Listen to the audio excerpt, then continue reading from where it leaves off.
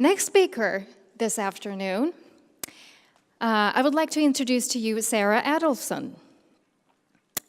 Sarah will bring kind of a Hollywood flair to Grand Hotel this afternoon.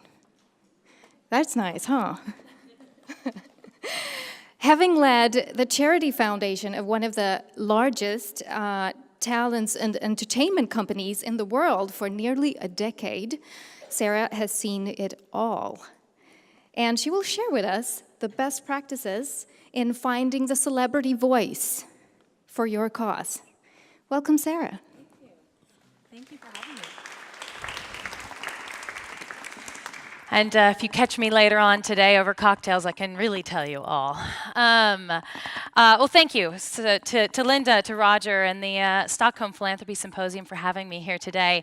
This has been such an incredible and inspiring day. So thank you. What incredible speakers. It's not only an honor for me to be here with my father in our motherland of Sweden, our first trip here, but to be sharing the stage with so many incredible speakers. So thank you for having me. As Linda mentioned, I'm here to talk about celebrities in philanthropy. I was joking at lunch that I'm sort of the People magazine of today's program. So before I dive in, my experience has been working for the last 12 years or so with celebrities and helping them connect to philanthropy and be smart about their giving and how they use their celebrity and their platform to tell a story. So to dive in, I thought I would kind of start at the beginning of my experience in celebrity philanthropy and give you a story about the first celebrity I worked with. She was a real jackass, literally. This is Clara. Clara was a donkey that I did a story on for an Animal Planet show called That's My Baby.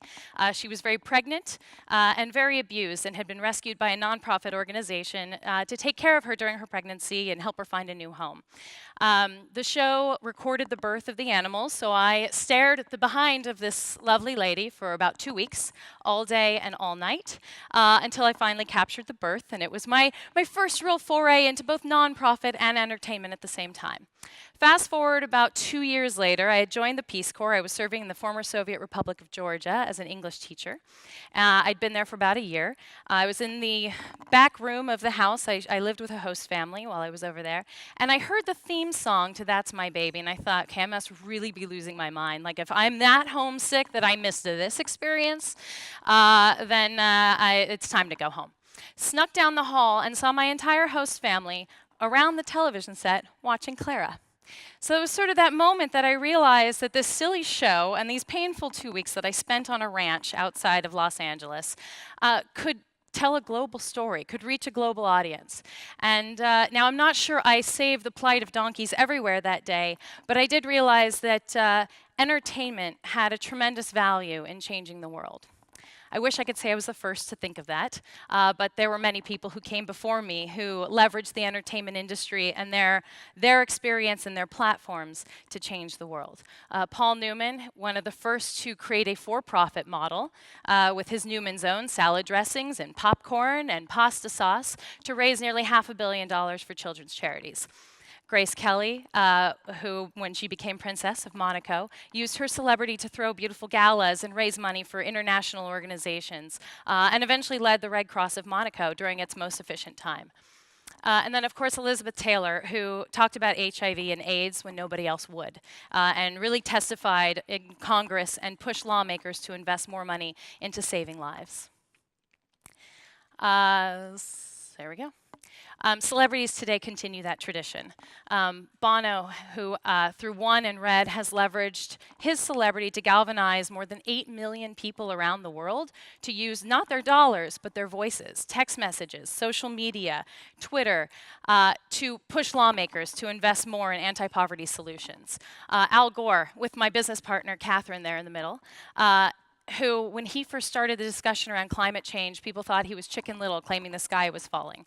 But now, of course, today he's a pioneer, and he's one of the biggest leaders of the environmental movement and continues to do so. And of course, Lady Gaga, funny story. We put her here on this stage, but maybe not funny, with the Dalai Lama to talk to 300 mayors from the United States about making kindness, something that most people wouldn't think is as an important policy value. But to talk about kindness is something that mayors should be considering as they govern their cities. We put her on the stage with the Dalai Lama and got her banned from China, which I'm sure her agent hated, but for us in the philanthropy world, that's a home run. So diving a little bit deeper into how celebrities are using their voices to make the world a better place, but also I like Matt Damon and water.org because it also is a good example of how charities are using celebrity to get their messages across. Matt spoke at the agency I used to work for, William Morris Endeavor, a few years ago. Talked to the agents about why he started water.org, what's the origin story, and why it's important. And he tells this story of, when he first came into fame, like many celebrities do, felt this need to go out and make the world a better place and use his celebrity, and as many celebrities do. And it was interesting listening to the advisors workshop, because a lot of high net worth individuals do this as well. They want to start their own and put their name on something, and they've got it all figured out. They don't need any advice, right? Matt went off and started a water organization, built a well in Africa, and I'm summarizing. Came back a little bit later, a year or so later, realized that nobody was using the well. And he sat down and he talked to the villagers and said, well, why is nobody using this well? It's right there. It's right in the middle of your village. Like, there's no excuse to not use this well. And the women told him, we like to walk the 2 miles to go to the well. That's the time that we have to solve the village's problems. So while we're really appreciative of the work that you did here, we needed that time. That was the only time that the women had to bond, to talk about raising children, to talk about the issues in the community. And so Matt quickly realized that there's more to this than he thought.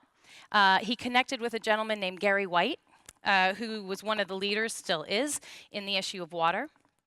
And Gary, at the time, said, okay, I've accomplished so much. I need that celebrity voice. I need something to get this out to a much larger audience. This is a major issue. Matt said, well, I can bring you that if you can bring me this expertise. So they came together to form water.org. So lessons learned here is, don't reinvent the wheel.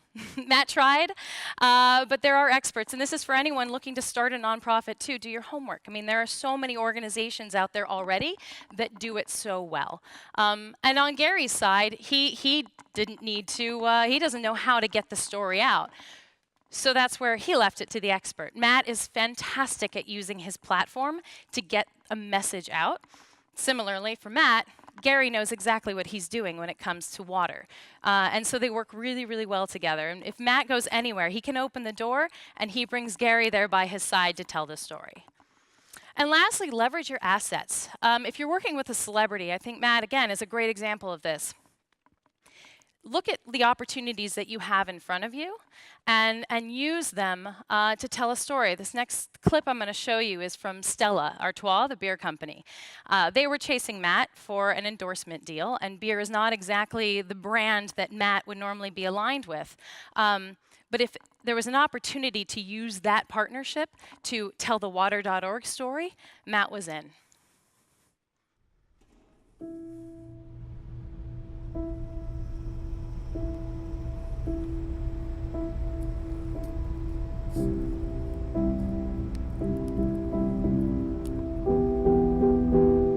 A glass of water.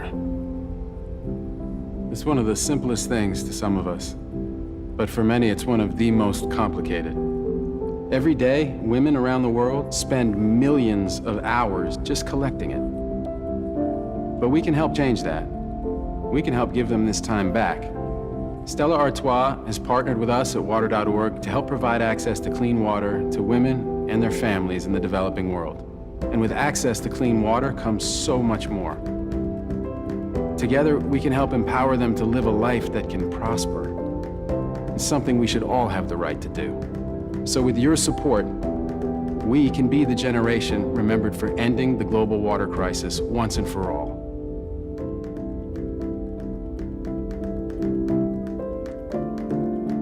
What do you want to be remembered for?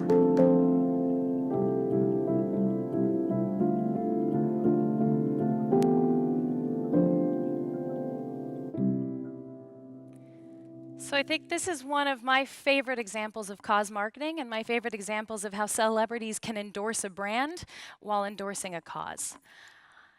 Another quick case study I want to go over is Glenn Close. 5 years ago, her sister, pictured there, was diagnosed with bipolar disorder. It shook the family, and Glenn wanted to make a commitment to helping the issue of mental illness. She went and met with researchers, academics, psychiatrists, everyone in the mental health space, nonprofit leaders, and everyone said to her two things. One, nobody's talking about stigma. And two, as a celebrity, you're the only one who can. You can reach an audience that we as researchers, we as nonprofit heads, we as doctors can't. And if you can start a conversation around mental illness, then you can save lives. So Glenn went and started Bring Change to Mind, which at the time was the only organization 100% dedicated on eradicating the stigma around mental illness and normalizing that conversation. Her organization now is doing a fantastic job of taking that beyond the celebrity piece of it, using that celebrity to start the conversation, but then building incredible research and evidence-based programs that have high school and university kids talking about mental illness, and they talk about it in a way, the way we talk about I cut my finger, which is exciting because we're actually making a change in this issue. Like Matt, she did her homework. She went around, and this goes to anyone looking to start a nonprofit. Go out there and find out who's doing this and where are those gaps, and that's where you'll find out where you're needed. Another thing that Glenn has done extraordinarily well is inviting her friends to the conversation. A lot of celebrities are very nervous about asking their friends to be a part of this and be a part of the cause that they're working toward. It's critical. If you're working with a celebrity, they've got to be able to invite their friends. Glenn gets like the hottest stars in town to attend her gala and is able to raise a lot of money because of that. But also with her PSAs. So she creates public service announcements, and that was kind of the basis of Bring Change to Mind and having this stigma eradicating discussion around mental illness, was to create these television commercials that start a conversation. And she could only do that because she invited Ron Howard to direct her very first one, and major professional athletes to be a part of other ones, and her other friends. And the return was pretty great. Over 2 billion people have now seen her public service announcements, which, I think it's culture change takes a long time, but I think that we'll see that there's a real return on those investments, which is the last point that I think Glenn and Bring Change to Mind has done really well, is that they make the right investments. They're not afraid to spend the money on public service announcements, which I think a lot of nonprofit organizations are, and tend to cut corners. Bring Change to Mind, because that's one of their core programs, they hire the best ad agencies in town. Typically, they're able to get them at a nonprofit discount, but they do go and seek out really brilliant creative minds to tell these stories in a way that isn't really shoving it down your throat, but really engaging you in a conversation. Now, not every celebrity does this well. Wyclef Jean started a Haiti charity. He raised around $16 million. A lot of it went into the pockets of his family, who was helping to run the organization. Very few of that money reached the organizations in Haiti that he had made that promise to. Now, having worked with celebrities as long as I have, I don't think any of that was his intent. I think he truly started this organization to make a difference for those people affected by the earthquake. But because he didn't, and we talked about this in the advisor section earlier, is hire people from the nonprofit industry who know what they're doing. You shouldn't hire your family, unless they worked in nonprofit. Lance Armstrong is another great example of a celebrity gone bad. When he admitted to using performance-enhancing drugs, his charity suffered greatly. They lost tens of millions of dollars, they lost donors, and their reputation was badly damaged. Few lessons there to learn, though, is his charity, Livestrong, continues. And they survived the downfall, and they're doing incredibly well. They're thriving. And that's because they focus on this first point. The work must speak for itself. Focus on your mission, know what the world would look like without you, and then you'll know exactly what you need to do to get through the tough times. Recruit other ambassadors. It's so important if you're working with a celebrity that you don't just stop there. Find other people that give your organization credibility and help you spread that message to a larger audience. I think it's important to note that this is not A-list celebrities. Your ambassadors can be captains of industry, people in politics, local newscasters, anyone that gives some sort of credibility and gravitas to the work you're doing is going to be helpful in case your artist, drops their pants in a park. Hire the best and train your staff regularly. Just as I mentioned, and the advisors group talked about as well, bring in the right people to your organization to make sure that you're not making those kinds of mistakes, and make sure that they're getting the professional development that they need to be sure that they're up to code. All right, so now I'm going to get to the good stuff. When you have a celebrity, first thing to do is get to know the team, know the agent, know the publicist, know the manager, know their assistant, know their hairstylist, know their makeup person, know their dog walker. These are all the people that are in their lives that can help you get decisions made and help you kind of give them that extra nudge that you need to get them active in what you're working on.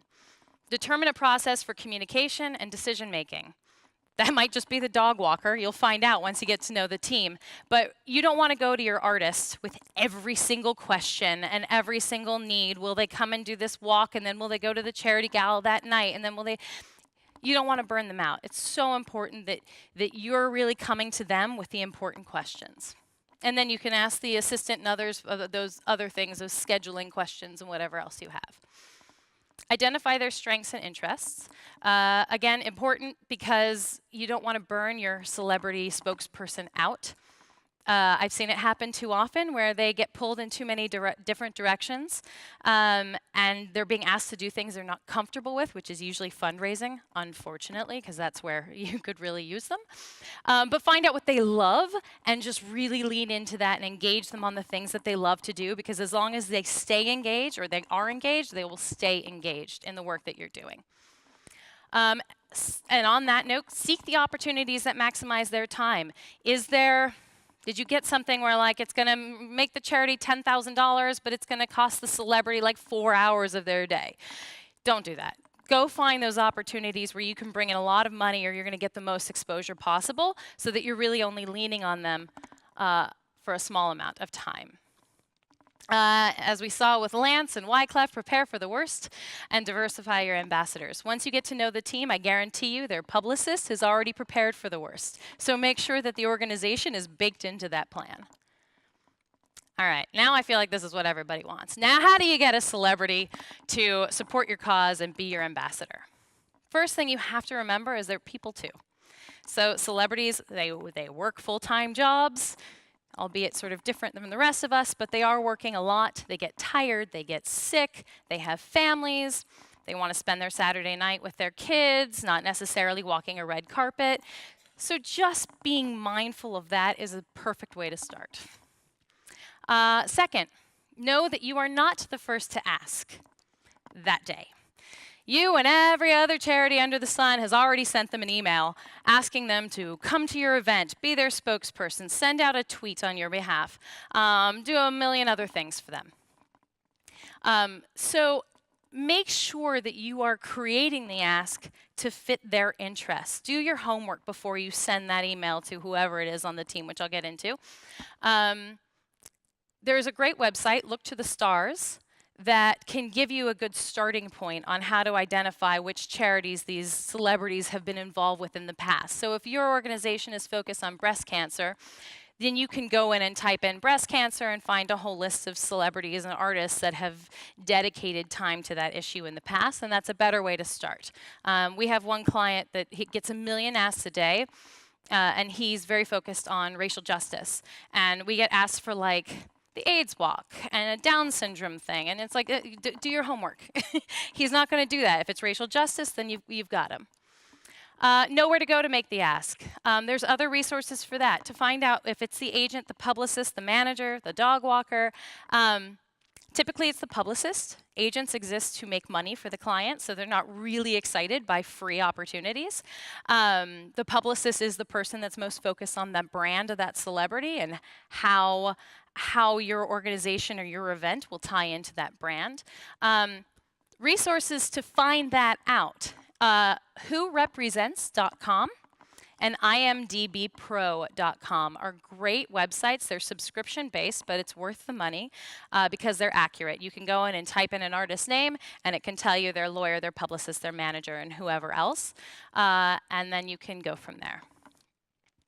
Prepare the pitch for the gatekeepers. You are not sending this directly to the celebrity, you're sending it to their publicist or their manager, or whoever it is on their team that you've decided to send it to. And those people are the first thing they're gonna see is, oh my God, this is more work.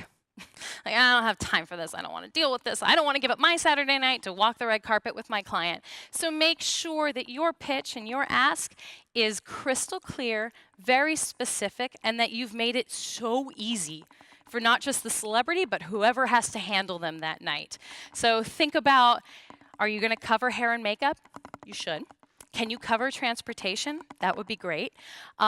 This is specifically what I want you to do. You don't have to come right at time. I just want you to come, walk the red carpet, the last 15 minutes of the red carpet, take a photo, speak for 15 minutes, and then we'll get you out of there.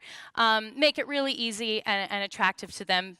Yes, include your mission, but don't waste too much time of yours or theirs with the incredible work that you do. If you're asking a celebrity to perform or MC and do like a heavier lift on an event, consider doing a joint fundraiser. Lady Gaga is going to be a lot more, or Lady Gaga's team, I should say, who reviews this ask, is going to be a lot more interested in having Lady Gaga perform at the charity event if this is also going to benefit her Born This Way Foundation. And last but not least, patience, patience, patience. You are going to gain so much more by playing the long game than you are the short game. So if you can wait, and I've seen this happen where charities will come into our door and ask us for a celebrity spokesperson, and 2 years later we deliver somebody great. It takes time. These are people. These aren't products. So put it out there in the world and just be patient. It'll come. And that is it. Thank you. I don't know, do we have time? Yeah, if we have, I guess we have some time for questions.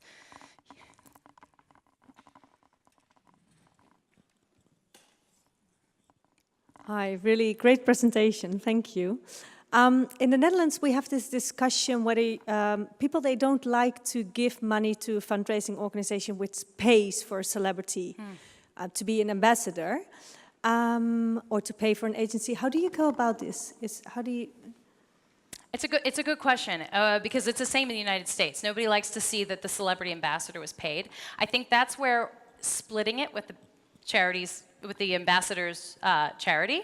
Nowadays, so many celebrities have their own pet causes and charities. So if you're saying, would like for you to come, spend an hour with us, we'll make a donation of X amount of money to your charity of choice. That way the charity looks good on the books, and so does the celebrity, because now they're giving their time to benefit children with cancer or something like that. Another thing that I've seen people do is they bake it into their fundraising expenses. In the same way that you're paying for the chicken that's being served, you're paying for the artist to perform. Most artists, so by the way, if you're asking them to perform, they will perform for free, like musicians, but you do have to pay their backline because a lot of their staff is union. So you can't avoid certain expenses. Anybody else?